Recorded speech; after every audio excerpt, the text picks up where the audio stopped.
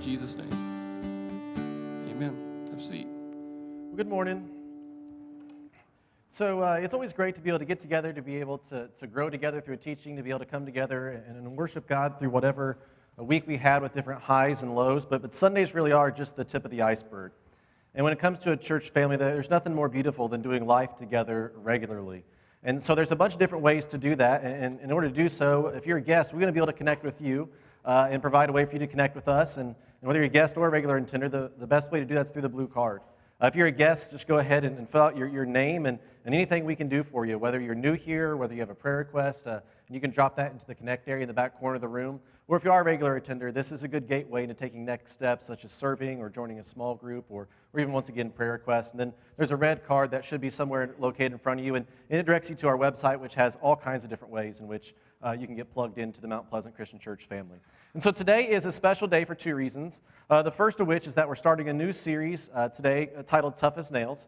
And the second reason today is a special day is because 54 years ago, the world was blessed with our fearless leader, Jeff Huddleston. Let's make Jeff feel uncomfortable as possible and say happy birthday.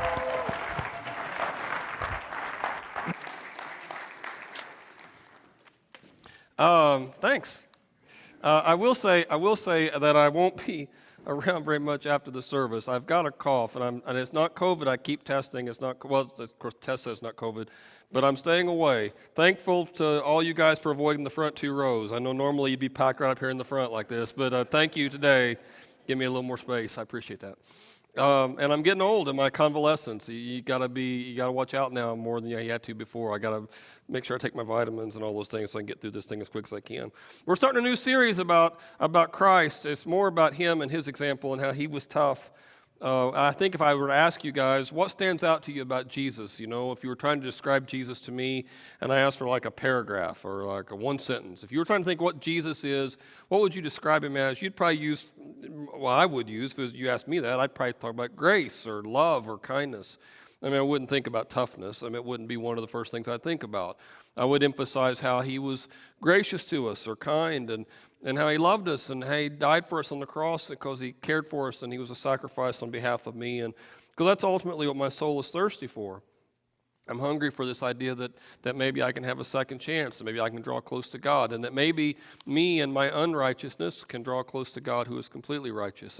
And so when I think about the first things about Jesus that pop to mind, it's always that. But I think this is an important thing for us to think about, that Jesus was tough. And one thing about Jesus that really stands out to me is that he had this relentless integrity. I mean, he just wouldn't, what he believed inside is what he lived. And there was never a compromise about that. When you read the stories about Jesus in the Gospels, that will stand out to you. I mean, there was just no wavering in his integrity. I can say that I believe certain things. I can say that I'm loyal to my spouse or a great dad to my kids, or I'm focused on work, or but I can cut corners on those things. Even though I say it, there can be different temptations in my heart to take me away from it, or I cannot be fully devoted in certain moments to things that I say I'm fully devoted to, but then my evidence of my life will show I'm not. But Christ never does that. I mean, Christ consistently and always has this integrity, this relentless integrity, and he won't waver from who he's supposed to be.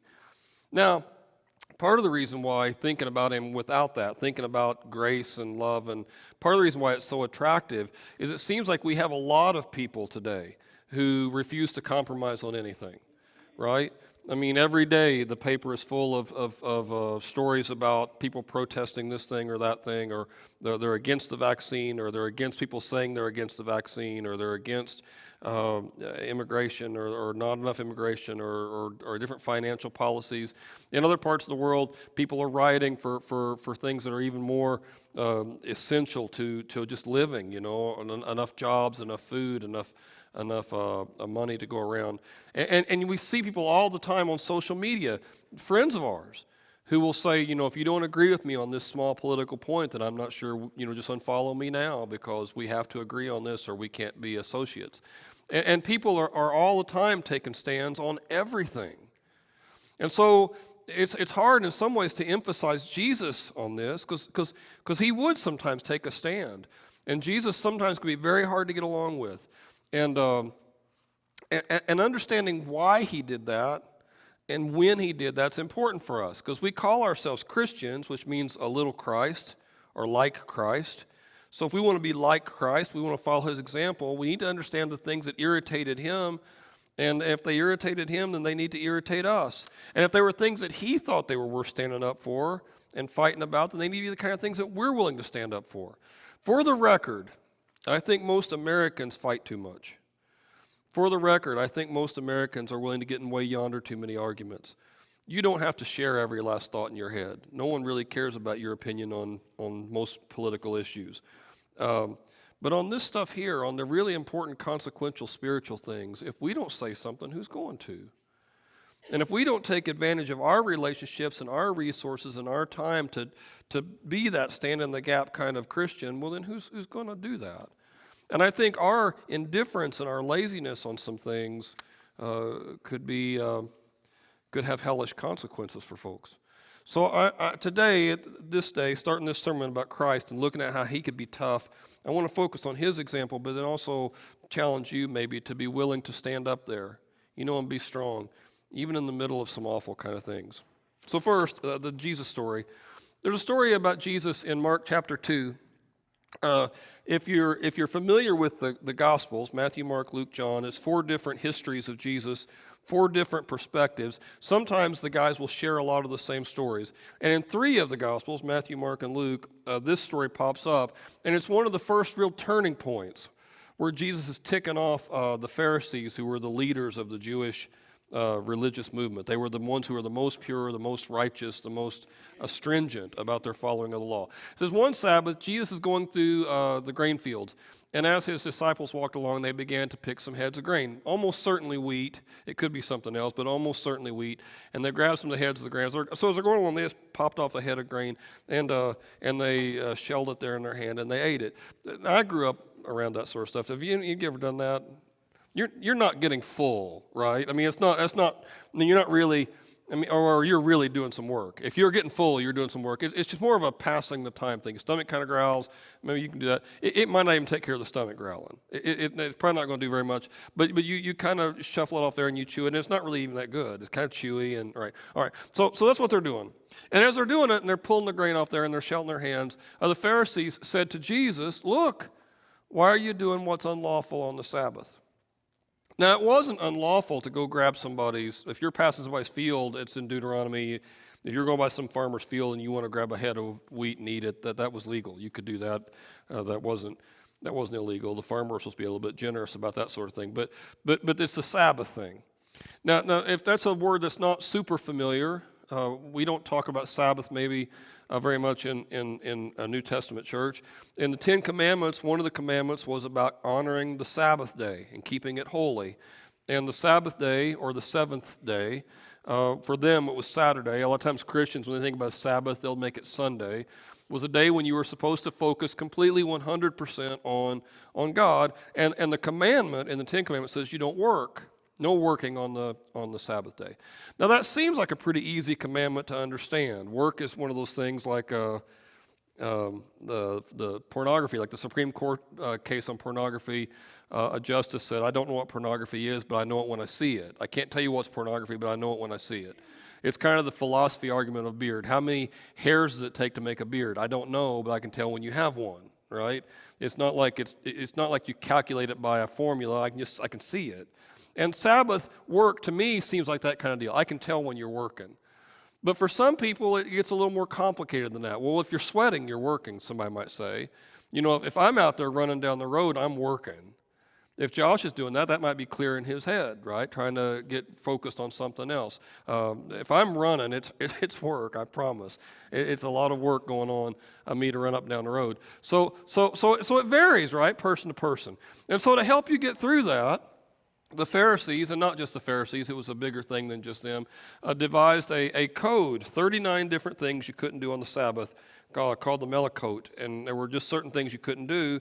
And 2 of the things you couldn't do is you couldn't harvest, which you were doing when you snapped that grain head off, and you couldn't winnow the grain, which is what you were doing when you rubbed the chaff off and you ate it. So technically, you're working, but you're not. right? I mean, it was a silly thing for the Pharisees to squabble about. It's like getting pulled over for going 2 miles over the speed limit, right? I mean, technically the officer's right, you were over the speed limit, but I mean, come on, right? I mean, 2 miles. I didn't even realize I was 2 miles over. You know, it's one of those things. You didn't do it on purpose. It's just accident. It happened, and you know, and what Jesus could have done here is what maybe you might be tempted to do in that same sort of situation. The officer says, "Hey, you can't cross the road here. Did you not know that?" "No, officer, I didn't know. I thought I could cross right here." "No, you can't do that." "Well, I'm so sorry. I'll not do that again." And you did know, but you say you don't. "Hey, did you just drop that paper?" "No, but I'll pick it up." But you did drop it, right? And so, yeah, I'll pick it up. Well, pretend like it didn't happen. Okay. And he walks away. And Jesus could do that here. "Hey, you can't do that on the Sabbath." And Jesus could say, "Hey, you know, you're right. Sorry. Our bad." Would have been an easy thing to say, "Hey, didn't mean to do it." But he doesn't do that. He says, "Have you never read when David and his companions were in need?" And this is an insult from Jesus. He's taking a shot. This is like going to your doctor and saying how you read on YouTube, on some internet page. You saw on YouTube that this. Have you not read all the medical information about this doctor?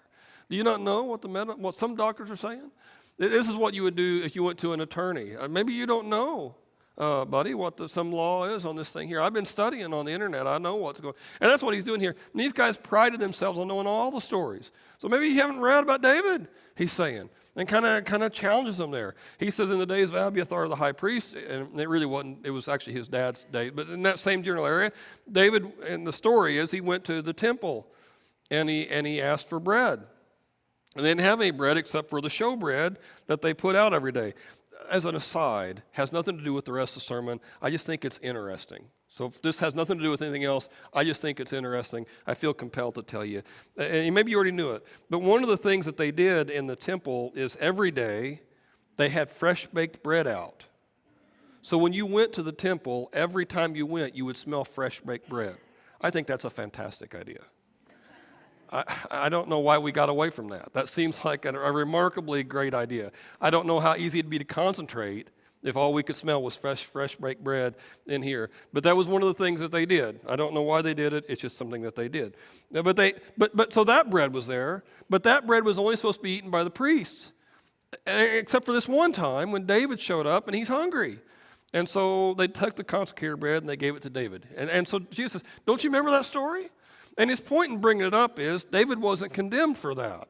And really, even the Pharisees agreed, if you're really hungry, and if you know, you're allowed to do stuff if you're in real need. If you're in real need, even the Pharisees understood that there were exceptions. If your ox fell into a ditch, you could pull it out. I mean, there were things it was understood. In an emergency kind of thing, you could break some rules. And that's what Jesus is telling them here. And he's doing it kind of in an insulting way. He is taking a shot at them. He's taking, maybe you didn't remember this story. He's taking a little dig at them. But he's right. Jesus is right. And they would have known that he was right. I mean, this is a good example in that way. And he could have stopped right there. But he doesn't stop right there.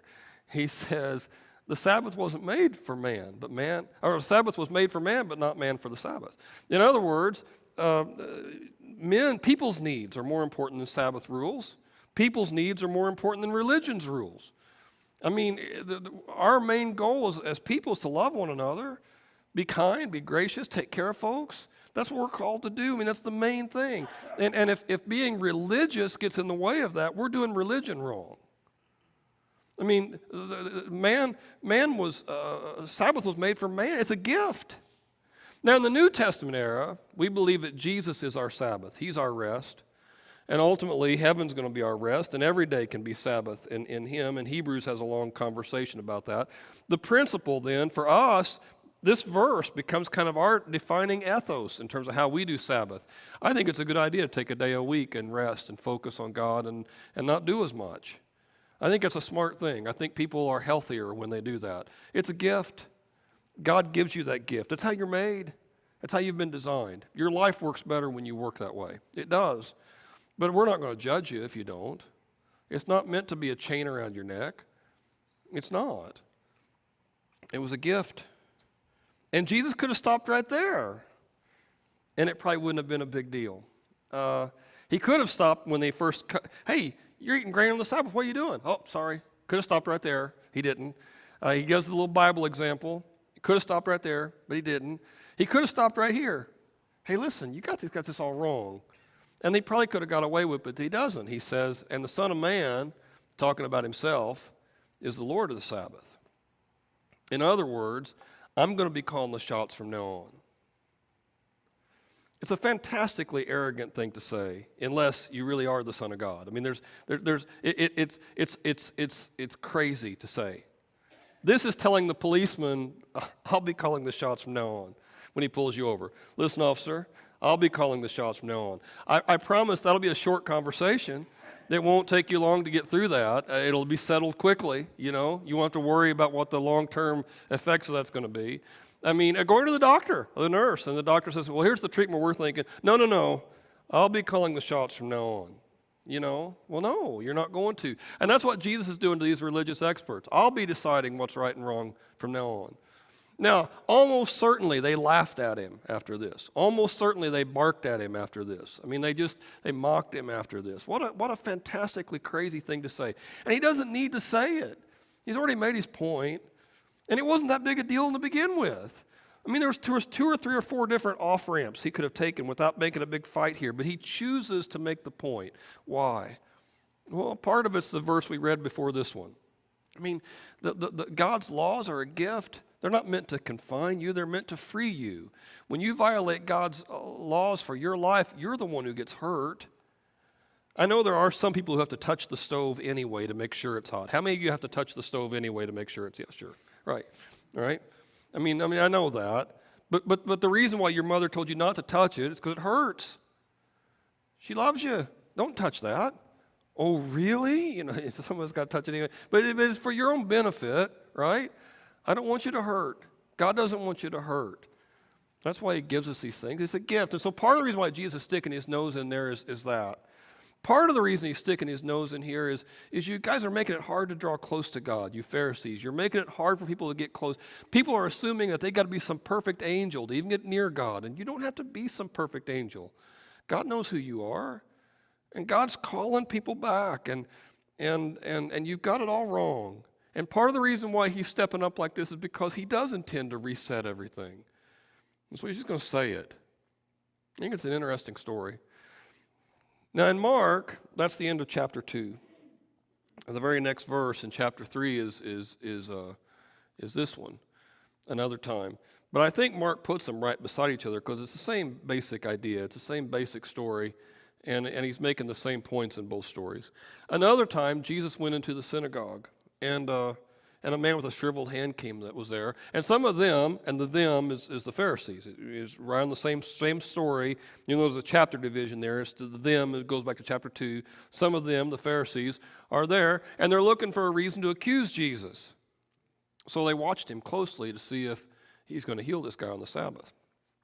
Now, there were no, in that Melachot, in that rules of Sabbath, there was no law specifically about healing in and of itself. The law was about grinding. Any medical, anything you did in that day almost always involved grinding. You had to make the poultice, make the medicine, you had to grind it. A lot of grinding. And so to avoid any of that stuff, you just don't heal on the Sabbath. So the rule was don't heal. Now Jesus, again, on that what defines what work is and what work isn't, Jesus is going to give a word and the guy's going to be healed. There's no work. There's no sweat going on. It's not hard for Jesus. There's a snap of his fingers, a wink of his eye, and this guy's better. But the law is the law, and they're watching him. So you got all these people at church, right? You have a guy with a shriveled hand, and he's all broken, and he can't work. Maybe he's in pain all the time, and he's coming to temple because he loves the Lord. In spite of all the bad things that went on to him, he loves God.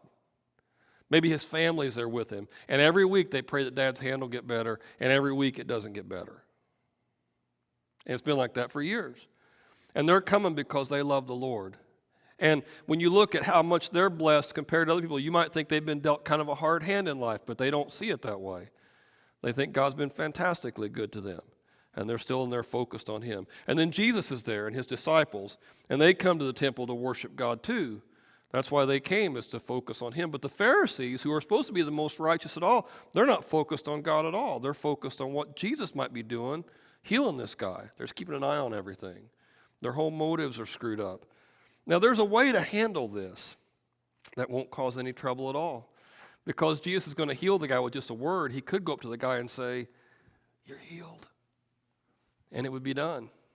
He could tell the guy, "Hey, come with me for a second." They walk out to the outside and you're healed. Actually, he doesn't really have to even say anything. He's Jesus. He can just do it. But he goes a different route. He tells the guy, "Stand up in front of everyone." He knows they're watching him. He knows that they put this guy, or that they're all trying to see what's going on. Stand up in front of everyone. Imagine the mic stand here is the guy. Stand up here in front of everyone and has him stand right there where everybody can take a good look at him. And then he asks the Pharisees, he says, which is legal? Which is lawful on the Sabbath? To do good or evil, to save life or to kill? But they won't answer. They're not answering, first of all, because they're trying to trap him. They don't want to give him any clues on how to get out of the trap. But they don't answer also because it's obvious. We should be saving life, right? Saving life is always the better thing. It's obvious that God doesn't want people to get hurt, that God wants us to get closer to him. It's obvious, isn't it, that killing is worse than saving? I mean, they don't answer because he's exposed them. He's got this guy standing up in front of the church like frauds. And then it says he looked around at them in anger. What's interesting about that phrase there is Jesus is very rarely credited with anger in the Gospels. It doesn't happen very often, one or two times. And the second time it can be translated a couple different ways. It doesn't happen very much. This is about the only time it ever happens. And he's just so ticked off. He's just so angry with them and deeply distressed at their stubborn hearts. And he just can't believe what they're doing. I mean, how can you stand there and still be on your side when I've made it this obvious? And again, he doesn't have to make a big thing, but he tells the man, "Stretch out your hand." Now, what's interesting to me is he's looking at them. He's talking to the man. I don't know why that's a Clint Eastwood moment in my head or a Goodfellas kind of moment in my head, but it is. He's looking at them, tells the man, "You stretch out your hand." Like he's daring anybody to say something about it. And of course they don't, and the man's healed. Now, on a completely different note here, have you never been in a hospital room with somebody that you loved and you've just prayed and prayed and prayed they'll get better, but they're not getting better? And you've prayed and prayed and prayed that God will come through, but he's not come through like you wanted him to anyway. And your friend or your family member or your loved one there, they're not getting better. And you've prayed as hard as you know how to pray. And then one day somebody walks in and says, "I can help." "Oh yeah, anything you can do." I mean, wouldn't you say that? I mean, whatever you can do. And you really don't even know what they're going to offer. You know, you're just so desperate. You know, the doctors have basically told you nothing else we can do. You know, it is what it is, and there's nothing else we can do. And this guy comes in, and he looks like he's got some plan, and "I can help." I mean, your heart immediately says, "Well, yeah, man, what can you do?" And then if he could do something, "Hey, you're better." And then the guy pops off the bed, and you've been praying and praying and praying for weeks and weeks, and with just a word. I mean, wouldn't this be like the most amazing thing you'd ever seen in your whole life? I mean, can you imagine what that would have done to every other day the rest of your life? I don't know that I could ever have gotten over that. Somebody that I love and their mind is starting to slip, and I would just give anything if we could. If they don't even know who I am anymore, they're glad I show up every so often, but they can't tell me my name. And it's painful having the conversation. And then if Jesus could walk in and just touch her head, and then she knows me again. I mean, wouldn't that be like the most amazing thing in your whole life? I mean, would you ever get over that? I just can't even imagine how everybody wouldn't be pro that happening. Everybody be positive that happening. But it says when the Pharisees, when he does it, it says they started making plans to get rid of Jesus. Now, their reason to get rid of him, of course, is not that he healed the guy in and of itself. I mean, I think everybody's pro-healing, but he embarrassed them. That's why they're mad. He embarrassed them. He had the guy stand up in front of everybody. He healed him real public in front of everybody. He asked them a question in front of everybody that they couldn't answer, and he embarrassed them, and he made them look bad, and so now they want to kill him. And I think it's ironic that he just said, "What are we supposed to be doing on the Sabbath? Saving or killing?" And Jesus is saving, and now they're planning to kill, and it's all broken and a mess. But just like the wheat story, it doesn't have to get to that point. Again, he's Jesus. He doesn't make a big deal about it. Just as you're walking up the aisle, I walked up the aisle earlier and was kind of hitting guy on the shoulder or whatever. Jesus could do that. Hey, you're healed. Just keep walking, and it would have been done. I mean, he's making a point here, and it's the same point he made with the wheat. You're making it hard to get close to God. You're putting all these rules out here, and you're making it hard to get close to God.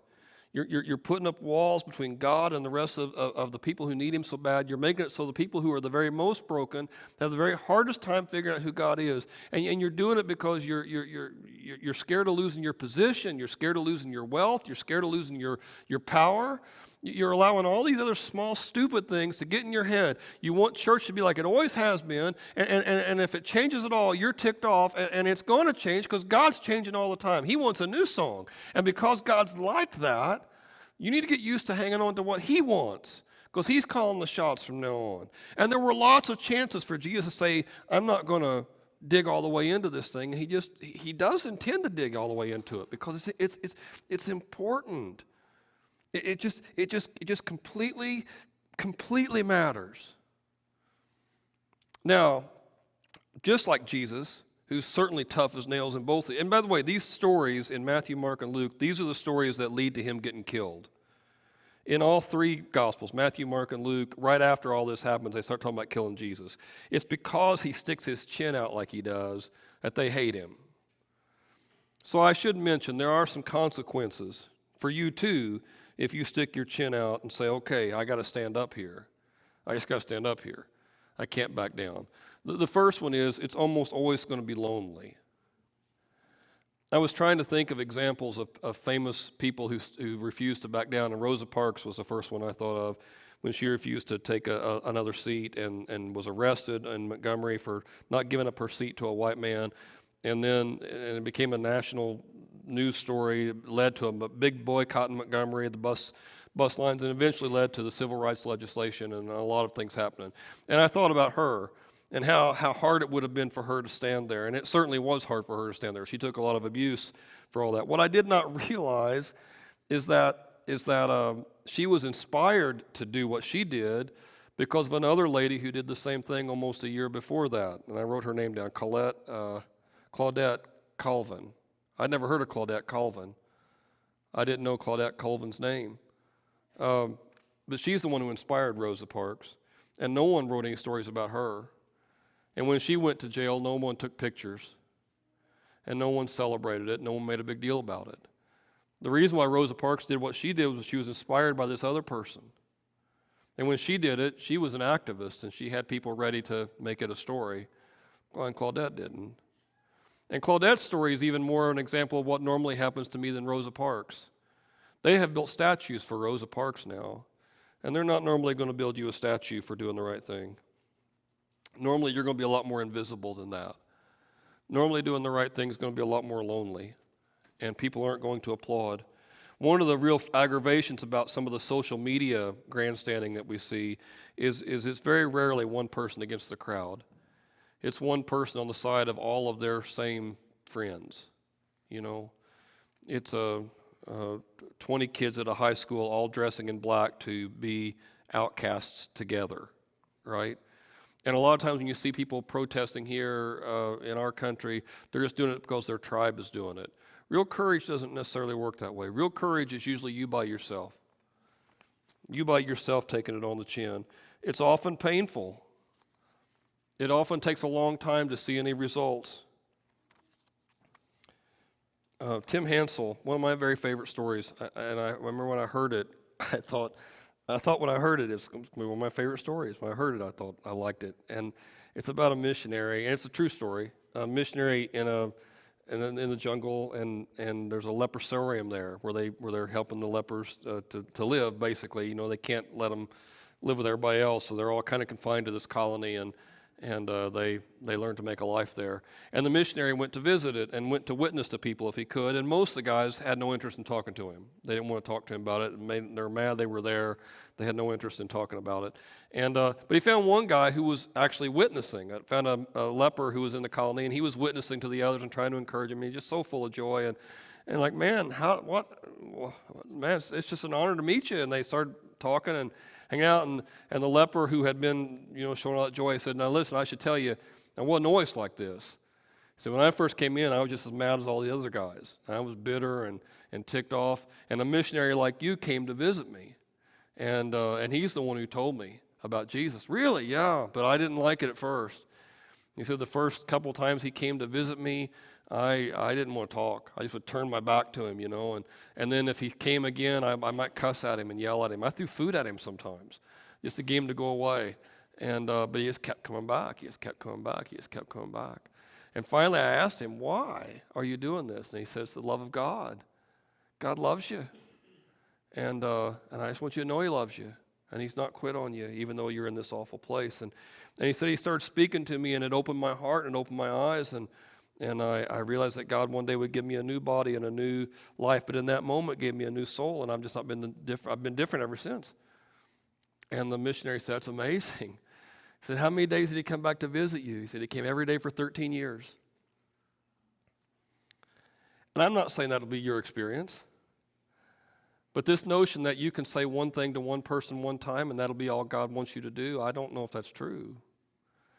I don't know if it works that way. I'm not sure that's really courage either. Courage is when you pray for it over and over and over and over and over again, and you're not seeing results, but you trust God, and so you just keep going back. Courage is when you pray for someone to figure out who the Lord is for years sometimes, and you look for opportunities for years sometimes. Courage is sticking your nose in there and being persistent. Calvin Coolidge, I read this quote, nothing in the world takes the place of being persistent. Talent will not. Nothing is more common than unsuccessful men with talent. Genius will not. Unrewarded genius is almost a proverb. Education will not. The world is full of educated derelicts. Persistence and determination alone. What makes it happen? I've been doing a little project over the last couple days. I bought this remote control Jeep, and it wants to die. There's a short somewhere in the line. So I've been unplugging and replugging wires in and checking all the different wires and going through it slowly, trying to figure out where the line is. I'm an okay repairman in that I'm not afraid to get into stuff. But usually when I get into stuff, there's extra parts at the end that weren't there before. Almost every time there's extra parts. Like it all fits back together, but then there's this one thing, and I don't know where it goes. I feel really bad for those extra parts. I always hurt for them. Like, man, that must hurt to not really be needed, but now there you are. Sometimes like when Julia will buy us some furniture, it's a put-together thing, and we'll put it all together. And, well, look, there's 4 extra screws, I'll say at the end. Well, that's weird, and I guess I just put extra screws in there. And they probably didn't, and I feel bad for those extra screws. Here you are, and now you're going to go in my big cottage cheese container of screws, and I feel bad about that, but you always feel bad for the extras. Some people think that they're just an extra part. They're not really essential to anything, and I don't believe that. I don't believe that. I think if you're here, if you breathe, if you woke up this morning, God has a plan for your life, and there are no extra parts. That God puts you here because he needs you to do something. And I don't know what that is, but he needs you to witness. He needs you to share. He needs you to tell. And I don't know who, but I bet you do. And so I want to challenge you, if God is needling you to say something, to stick your foot in the ground, to stand up for him, to say something for him, to somebody maybe who doesn't know, to speak up in his name and defend his honor to someone who maybe wants to go a different direction, then I just pray you be tough enough to do it, because there are no extra parts. And maybe the reason why you're in that place at that time, and maybe the reason why you're feeling it, is because you're supposed to do something. And I hope that I can amplify that this morning. I'm going to have the band come back up. That operation game. Remember the operation game? And if you touch the side, the nose lights up. One thing that bothers me about our current situation with COVID is I don't know some of you as well as I'd like. I see your faces here when you're here, but we don't talk. I don't visit as much because everybody's scared to have people over, and we've just gotten a lot more distant from one another, and I hate that. And one of my goals this year is to start making changes. COVID be damned. We're just going to charge ahead and figure out what to do about that. But it bothers me. So I don't know for sure what all you're going through, and I want you to know if I get into something here that touches a nerve, it's not me touching that nerve because I don't know. But God knows. And if His Holy Spirit's a real thing, and I believe that it is, I think His Holy Spirit can light up something in you if I touch a nerve. So I just want to challenge you to think about maybe what's holding you back. You know, one story we're going to go back to again and again during this series is walking on the water. And you know the story. I use it a lot. Jesus sends the disciples across the lake, and while they're out on the lake, a storm comes up, and it's intense, and the waves are crashing over the boat, and those guys are frightened out of their mind. At 3 a.m, they see Jesus out there. He's walking on the water. And Peter says, Lord, if that's you, let me come out. Tell me to come out, and I'll come out too, and come on. And so Peter gets out and walks on the water too, and 11 guys don't get out and walk on the water. And it's tempting to read that story and think, well, I would have done that. I would have walked on the water, but I doubt you would have. You remember the old Crest commercials? 4 out of 5 dentists say that 11 out of 12 disciples do not get out of the boat. 11 out of 12 disciples say, no, I don't think so. Not at 3 a.m, not with a storm, not with waves coming over everything. 11 out of 12 guys say, no, I'm not interested. So think about what it is that maybe keeps you from getting out. And then if any of this lights you up, then it's not me. I think some people get lit up by their money. They do. They worry about their money too much.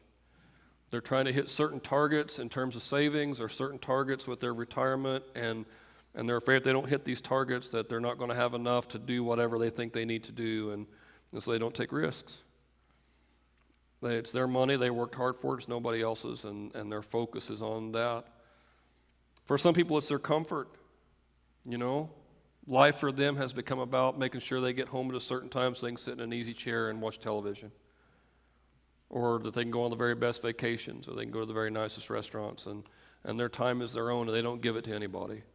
Freedom has become their ultimate value, and if they have to sacrifice their freedom, they're not interested. Doesn't that sound like extra part kind of stuff? I mean, if you got that kind of freedom, aren't you extra? I don't think there are extra parts. For some people, it's a relationship. If you're not married, it's somebody that you're dating and you've dated for a long time, and you need to walk away from them. They're no good for you, and they're no good for you especially if you want to be a follower of Christ, and you know that, but you're so scared to be alone. For some of you who are married and someone who's pulling a different direction, you have allowed yourself to let them and their happiness determine how far you'll invest. I don't want you to violate your marriage at all. I don't want anybody to get divorced. I don't want that for sure. So don't hear me saying that. I don't, but I think sometimes we use it as an excuse. If I get more active, it's just going to ruffle feathers, and I don't want to ruffle feathers, so I'm going to hold back. And I don't know. You know, for some people, it might be their age. I'm too old to do those things anymore. I don't have the energy to do that stuff. Or they're too young. Nobody's going to listen to me.